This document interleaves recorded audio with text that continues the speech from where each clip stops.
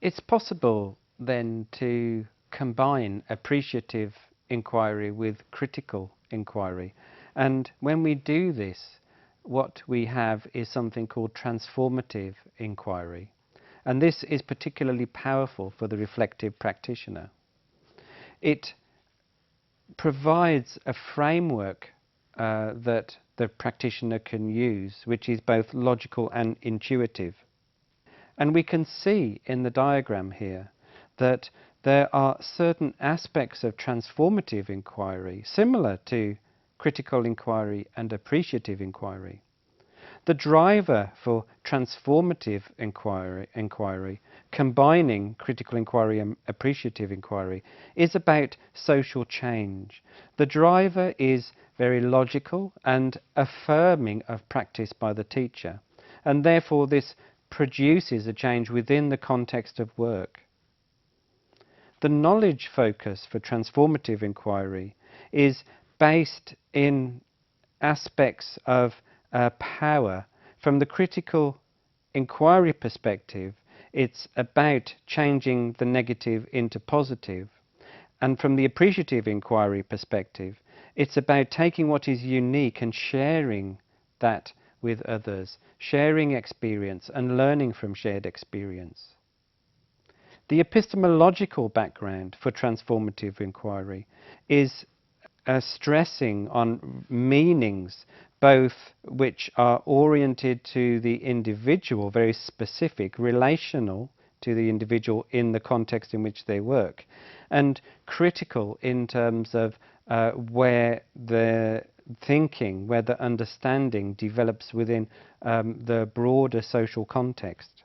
The value of transformative inquiry is understanding that not everything is relevant, and therefore the process of reflection and the process of change is modulated over time. Sometimes there's more to change and sometimes there's less to change. The approach for transformative inquiry is therefore quite neutral. It can be highly critical, but it can be also highly appreciative, and these tend to balance each other out. In terms of the wider perspective of teaching and learning, it combines the wide continuous aspect of critical inquiry with the immediate present and the immediate experience of the practitioner. The process, therefore, is both collaborative and situated in judgments about what is good and what needs to be improved.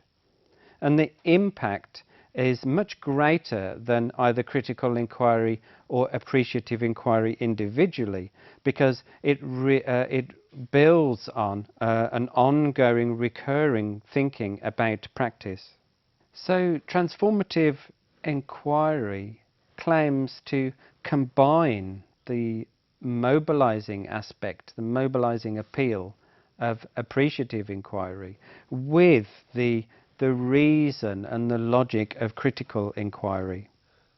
And therefore it claims to improve, to inform the professionality of the individual practitioner, helping that process of transformation into higher levels of practice.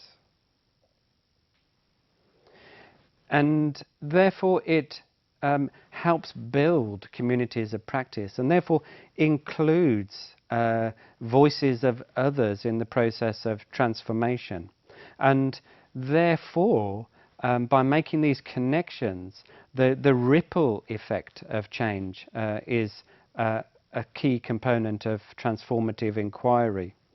And because of the connections and the networks, the circle of influence increases, then there is a recognition that transformative inquiry becomes a process by which the teacher can understand power relationships within the teaching role.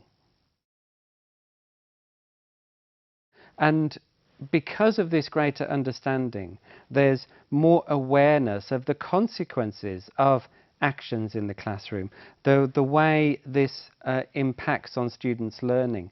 It, in a way, combines appreciation and criticality so that there's a practical reason around actions which are being taken in the classroom.